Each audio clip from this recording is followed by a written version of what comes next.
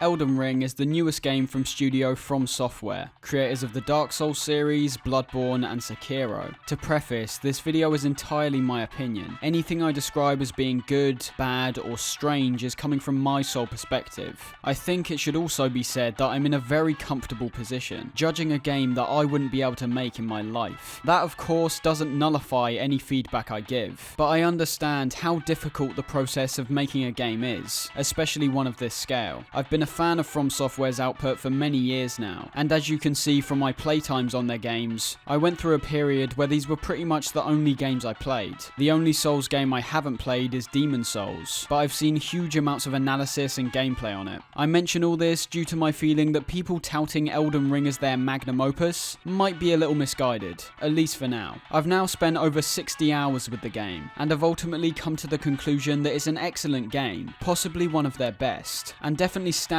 out amongst all the other AAA fodder we've been getting recently. But I've found issues in relation to balancing, the overall story, visual design, and of course the performance that draws it back from being the magnum opus people are saying it is. Don't get me wrong, this video isn't going to be some kind of why Elden Ring is trash video. I respect the developers too much to simply write off anything, and have tried my best to be as thorough as possible. And spoilers, obviously. I'll be mentioning and showing areas from the late game very early on. So, let's get started.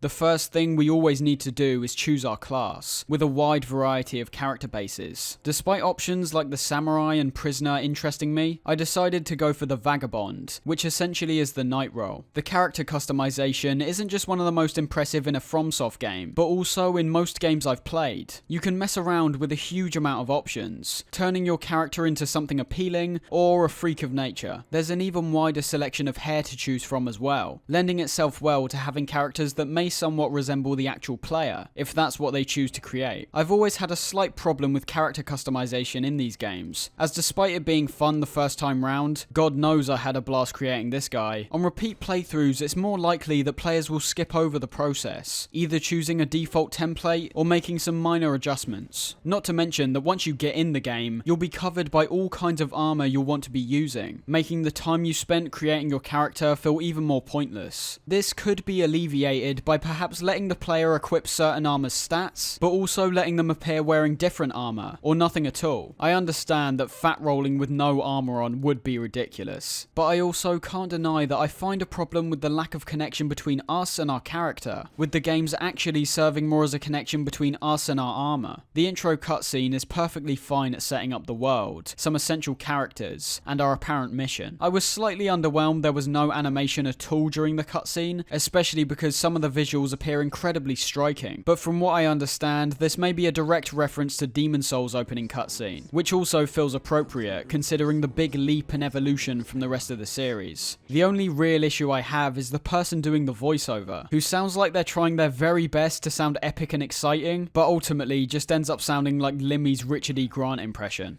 And Sir Gideon Othniel, the all-knowing. And I can't wait for you to see it. We get thrown straight into the game after this, starting at the Chapel of Anticipation. We can immediately see the huge glowing Erd tree, not only serving as a great visual aid for where we'll end up, but also is one of the more impressive pieces of visual design I've ever seen in a game. Much like Bloodborne's intro, you eventually come up against a seemingly impossible foe that will most likely kill you, working as a nice way to let both new and old players accept the fact they'll be dying a lot throughout their time with Elden Ring, and also reinforcing the visual design even further, giving us a taste of what enemies may look like in this world. Upon respawning, we emerge somewhere new, now being given a flask of Crimson Tears and Cerulean Tears. I thought the different Estases in Dark Souls 3 was a brilliant addition, so I'm glad we see it return here. This is where one of the core problems presented itself almost immediately. Now, you've got to understand, this footage is taken from the immediate launch of the game, so servers were almost inevitably going to be overloaded. This is no excuse, however, for the downright unacceptable performance of Elden Ring when it launched. I was willing to accept it might have been my PC at first, but seeing the Steam score go to mixed for this exact reason at least gave me comfort that I wasn't the only one experiencing this problem. Now inside caves and buildings, it never had a hard time getting to the 60 FPS cap that for some reason is still being put on these FromSoft games, but roaming around and just entering certain areas will lead to either a complete stuttery mess or just having the game completely freeze. As you can see in this footage, the issues I was having initially were annoying, but not game breaking or immersion breaking for me personally. It was, however, in the latter stages of the game where things got a little worse. Complete freeze-ups during boss battles, making it impossible to gauge an attack, and just hoping that you'll dodge out the way. Consistent stutters like in the battle against Radagon of the Golden Order, and even complete crashes, which I only suffered a few times, but as I understand it, others haven't been so lucky. With how some people are describing their experience, I feel like my gameplay experience was relatively smooth. Despite this, I think the performance was the only real problem in a technical sense. There were pretty much no actual glitches or breaks in the gameplay that dampened the experience, and for their first try at an open world game, I find that incredibly impressive, especially considering developers like Ubisoft, who pretty much only make open world games now, still can't get that aspect right. I'm giving the game a large pass here, considering I've noticed performance getting better as time's gone on, but I'll say that any frame drops beside the stuttering and freezes may have actually come from my PC. It's good and powerful, but not top of the line anymore. I haven't got an RTX is what I'm saying. These issues will inevitably get patched, or at least I hope so, with people theorizing that these could stem from the engine not being able to load things effectively, or perhaps more likely the servers being overloaded, which may be why I've seen performance improve over time, or even more likely, a rushed inclusion of the easy anti-cheat system, which had to be quickly put on after extreme issues were highlighted with the netcode in all of From Software's recent games. I'll talk more about that later though. As you could clearly see from the gameplay I was just showing off, Elden Ring is not your typical Souls type game, this time broadening the world even more, and turning the game fully open world. This is an aspect I'm heavily conflicted on, and leads quite nicely into several elements like balancing and enemy encounters that I also want to touch on. So, the real question we need to ask is, because all the previous games have been linear, with Bloodborne, Dark Souls 3 and Sekiro being particularly linear in my opinion, did Elden Ring have to be open world? And although I don't think it necessarily had to be, I'm at least happy we got the open world. This kind of experiment was a long time coming, and I'm at least glad we got to see this open world idea come to fruition. And just because they've never gone this expansive before, don't immediately think they've skimped on any of the detailed elements of their linear games. It's unfortunate that a lot of games can't handle this transition. One of my favourite games of all time is Metal Gear Solid 5, but I don't think anyone can deny that is one of the primest examples of a game that just didn't need to be open world, and actively suffered because of it. Empty spaces with nothing to do, barely any secrets or hidden details to discover, and the enemy bases ultimately ended up being extremely similar, no matter the location or the weather. Elden Ring is a triumph in this area, being infinitely better than almost every open world game I've played in recent memory, and that's including Red Dead Redemption 2, although I don't know if it beats that. I think a large part of this is, as I mentioned, the hyper detailed environment with so many secrets to discover. The world's infested with your standard enemy camps, which serve as your typical kind of encounters. These aren't necessary to tackle, but obviously good if you want to practice your techniques, or maybe try out some new weapons or spells. But on top of these, there's a ton of underground tunnels which sometimes unlock quite essential items, which I'll talk about in a sec. Unique enemy encounters constantly throughout the open world, like having these wolves drop out the sky, or a giant crash down as you enter this gate. They even go as far to have the classic illusory walls hide some of these tunnels, which just makes me paranoid that I've missed out on a bunch of stuff. What I'm trying to say is that unlike Metal Gear Solid 5, and hell, most open world games released nowadays, there's genuinely so much stuff to do here. You aren't just picking up random collectibles throughout the world, you're constantly discovering new stuff, and becoming familiar with the world. And brilliantly, getting around this huge environment is made much easier with some very intuitive changes and additions. Firstly, your stamina no longer drains when running, jumping, or attacking, as long as you're not in a battle. This means you won't have to be constantly waiting for your stamina to fill back up, which I always thought was slightly annoying, even in games like Breath of the Wild. We also have the addition of our horse, BitTorrent. God, what a lame fucking joke. I think Torrent is excellently implemented, for the most part.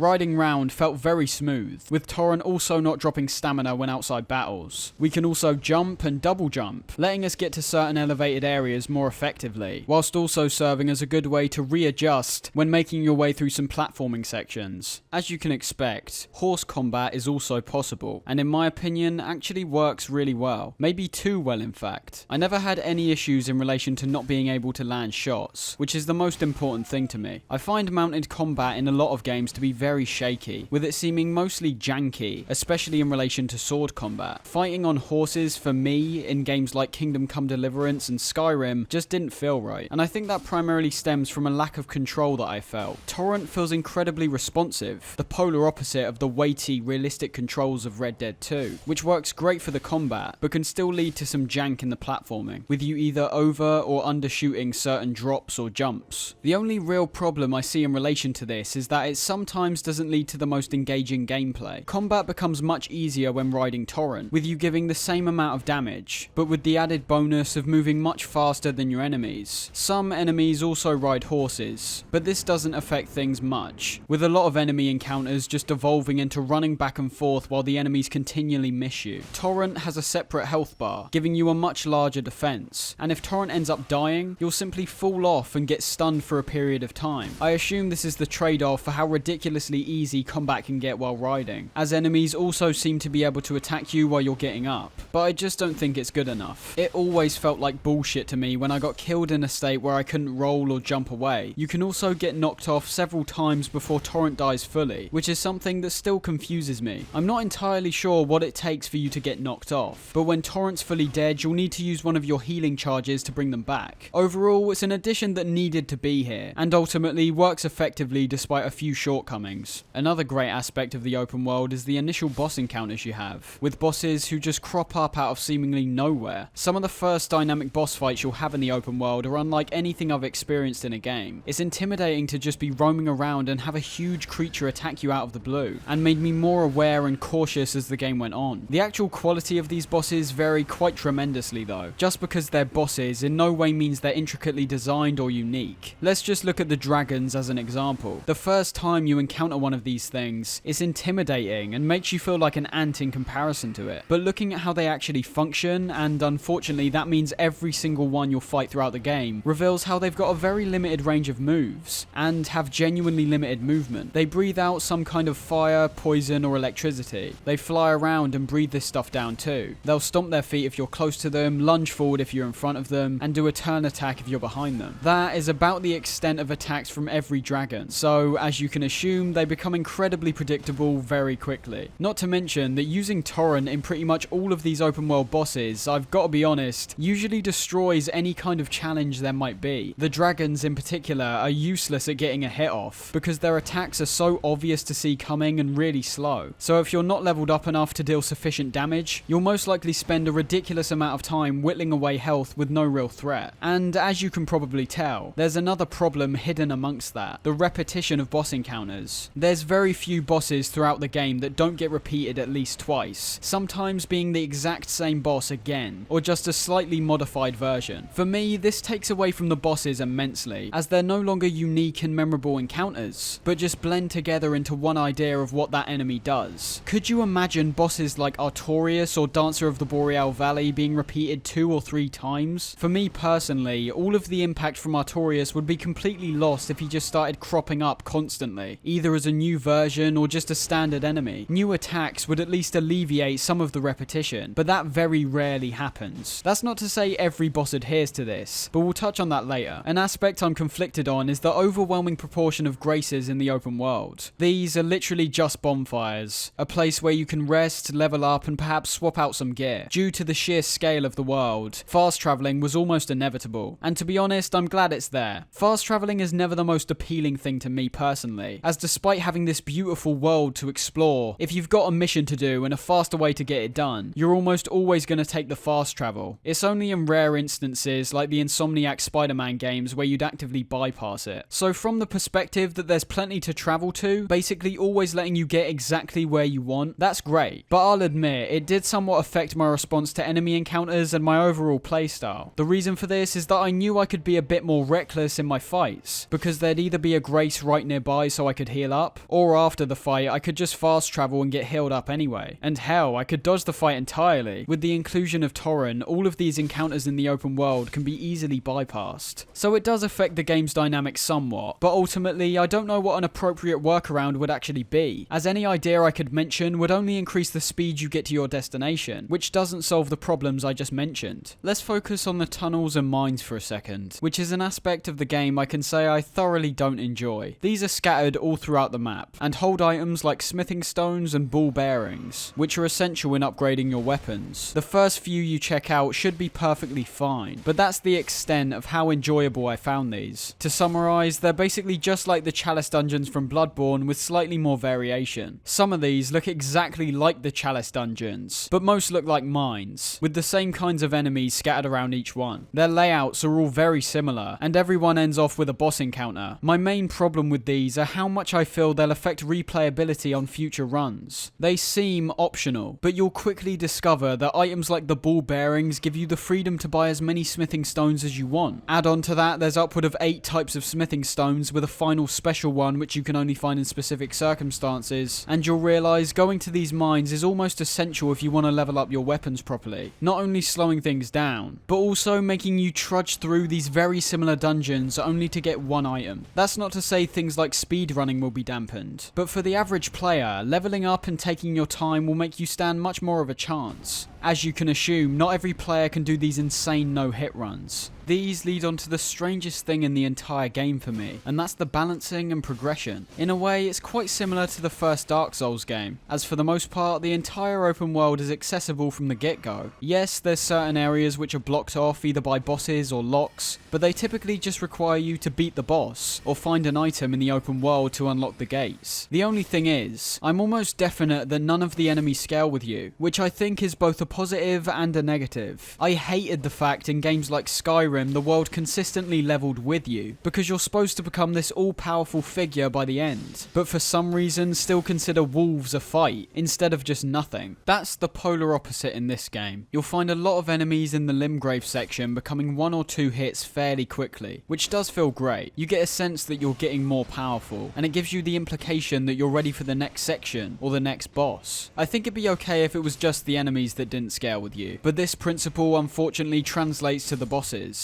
which is where I start to have a problem. In my first playthrough, I was exploring as much as possible, but inevitably missed out on some essential dungeons that I had to go back and tackle. Being upwards of level 80 in these sections, literally there was almost no challenge. Enemies can barely make a dent in your health, and die incredibly quickly, and discovering new areas that I missed, like the Weeping Peninsula, ended up being disappointments due to this exact reason. I could run past an entire area filled with enemies. The final boss of the section appeared interesting, but it's not like I could really judge its moves and attacks fairly, because I could end the battle in a matter of seconds. As I said before, I'm pretty sure you could do this in past Dark Souls games too, by farming souls from enemies, or being able to go to areas like the Tomb of the Giants from the very start of the game. But due to the more linear nature of those games, I assume it was much easier to predict and lay out the world, so that you got the best experience with each section. The Undead Parish is obviously a much easier section than Blighttown, but with the Master Key, the game doesn't stop you from tackling its trickier sections straight away. So I suppose it's actually more based on your own tastes. I think it's just an issue for me personally, and one that's more likely to happen within this expansive open world. The way I just talked about this game might have made it sound easy, and that's far from the truth. It was a genuine concern for me that because Elden Ring was being hyped up as one of the biggest and best games of the year, they might have skimped on the difficulty slightly, to pander more to the new players experiencing a Souls-type game for the first time. But from your first encounter with the Tree Sentinel at the start of the game, you can tell 2 things straight away. This game ain't fucking around, and this game has some major performance issues. I think this initial encounter is excellent, and sets a precedent for the rest of the game, that if you can't handle a certain enemy, go level up some more and come back to it later. But I think the best way to show off this game's difficulty, as always in Souls games, is to look at the bosses, and I'm talking about the main ones, with the first one you'll likely come up against being Margit the Fell Omen. The cutscene which leads into this fight is directed perfectly, setting up the scale of this foe and how powerful they are. I think the most important thing this boss does essentially is set you up for the entire game, and how all the enemies are going to be attacking. That does involve another negative effect for me personally, but we'll get onto that in a sec. Looking back on my footage, the boss fight looks like child's play in comparison with later bosses. You can tank a fair amount of hits. There's large, obvious windows where you can attack before dodging away, and depending on how thoroughly you've explored Limgrave, you could have considerable amount of healing, depending on how much damage you take. For me personally, my favourite boss fights have always been ones that have a noticeable flow to them, with the Orphan of Kos, Father Gascoigne, and to be fair, the Godskin Apostle and Radagon of the Golden Order from this game, all standing out as having this notable back and forth between you and the boss. I vividly remember Hbomberguy's In Defense of Dark Souls 2 video, and despite me not thinking it's a great video at all, I feel a lot of his points were just underdeveloped. He constantly mentioned liking fights with people on equal footing to you, but where he went wrong was attributing that to the actual scale of the boss. I don't care if the boss is big, small, or equal in comparison to me, but bosses that put you into a kind of flow state, like you're doing some kind of wild dance with them, those are the ones I like the most. And I have to assume that's what was at the core of Hbomberguy's point. This is the case with a lot of bosses in this game, and that's thanks to the uncompromising violence in these guys' attacks. Every boss throughout the game becomes consecutively harder, not just taking more damage to put them down, but increasing the duration of their attacks, and the varied amount of attacks they can throw at you. Pretty much all the enemies in this game now do prolonged combos, which could wipe you out very quickly if you don't see them coming. This fits perfectly into that flow state I was talking about, letting you tap into the boss's rhythm, and over time gradually adjust and become familiar with their attacks. Margit's obviously the introduction to this idea, but I predominantly think this shines in battles against bosses like Godfrey, Radagon, Melania, and Malekith the Black Blade. It should be said that people consider these to be some of the hardest fights in the game, as well as some of the hardest fights in any FromSoft game. The only thing is, there's a big difference between difficult and unfair, as FromSoft have proven throughout their games. And I honestly think Elden Ring presents nigh on perfection in relation to this fact, and introduces that feeling of impossible odds once again. Long-time fans will never forget their first encounter with bosses like Ornstein and Smo, Ludwig the Accursed, and let's not forget how incredibly difficult pretty much every boss in Sekiro is if you haven't got a grasp on the parry system. I suppose this once again is based on elements like your own level of skill and how much you enjoy dying constantly until you learn how to beat the boss. This is why multiple playthroughs are important towards judging these games, as with a lot of these bosses I was shouting, punching shit and saying the phrase "that's so bullshit" more times than I could count, and that's how I genuinely felt. But upon reflection, I now understand that I was either not approaching the bosses in the most effective way, or just downright not learning from my attempts. I know, this might be a pointless anecdote, but I think this feeling will resonate with a lot of players. That isn't to say I think every boss is perfect, but every boss you may think is initially impossible does have a workaround for sure, and I personally think a large part of this is how more boss fights lean into other mechanics in the game. For example, I could not get anywhere close to beating the Godskin duo with the build I initially had, but by using the respec option, which is unlocked after beating Renella, I easily switched to a high dex build, and managed to overcome what I once thought was impossible. Not only was this extremely satisfying from the perspective that I overcame the boss, but also that I found an appropriate workaround that didn't just feel like I was cheesing the boss. My only real issues with any of these bosses would come from the repetition of their attacks occasionally, and the speed of their attacks. I think Dark Souls 3 leaned very heavily into this, having lots of enemies do this long wind up before they attacked. This was of course to prevent people just spamming the dodge button and avoiding attacks, and it's not a terrible way to prevent this, but with Elden Ring it seemed that almost every enemy did this, which just got tiresome. As I've established, the flow state I can get into is where the gameplay peaks for me personally, but the wind up attacks always destroy this, and the only reason I consider these to be a problem is that they're repetitive and eventually become predictable. What is initially an unconventional form of attacking becomes conventional due to the fact it happens so often. So just like how dodging normal attacks becomes muscle memory, these wind-ups become so regular that you naturally adapt to these as well, simply slowing the fight down. Switching things up, the range of armor and weapons scattered across the world is downright astounding. There's tons of unique armor that give your character more personalization, and there's also plenty of swords, bows and wands to choose from. They made the strange decision to not let you level up your armor though, which does obviously detract from the idea that you can wear what looks most appealing to you personally. I do see this as a problem, as I know for a fact lots of people like to pick whatever armor looks best to them, and with the fights being so tough throughout this game, you'll be wanting as much protection as possible.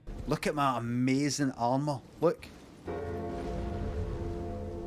But I need physical defense, not just magic shite. physical. Talking of upgrading, that's where the round table hold comes in. You get access to this very early in the game, and as you could already assume, it's essentially the Firelink Shrine again. This time you just fast travel to it whenever you want, and it's here where you can interact with several people you meet throughout your journey, learn incantations and spells, and also upgrade your gear with the blacksmith. On top of this, the weapon skills introduced in Dark Souls 3 have been heavily expanded, merging them with the shinobi skills in Sekiro to create the Ashes of War. You can infuse these onto your weapons, while at the same time potentially increasing your magic, fire, lightning, or holy damage. There's a huge number of these to find, most of which are acquired by killing these scarabs around the map. I think these are actually implemented really well, initially seeming like a dynamic way of acquiring these skills on your first playthrough, but then on subsequent playthroughs, all these scarabs appear in the exact same places, making it so that you can memorize specific ashes you want to acquire and hunt them back down without much trouble. There's multiple types of these scarabs, the ones which give you ashes, one which restore your flasks, and also invisible ones, but these also give you ashes. The final two issues I have with this game are fairly substantial, so let's tackle the visual design first. Now, like pretty much every FromSoft game, the art direction is astounding. Even though getting up close reveals some textures that appear quite outdated, the overall design is unparalleled in my opinion. Even though I love the look of games like Death Stranding and The Last of Us Part 2, you cannot deny these will eventually appear outdated. They're purposely going for a photorealistic look, and I'm sorry to say that we're still not at the level where these will hold up in years' time. We all want to believe this looks good,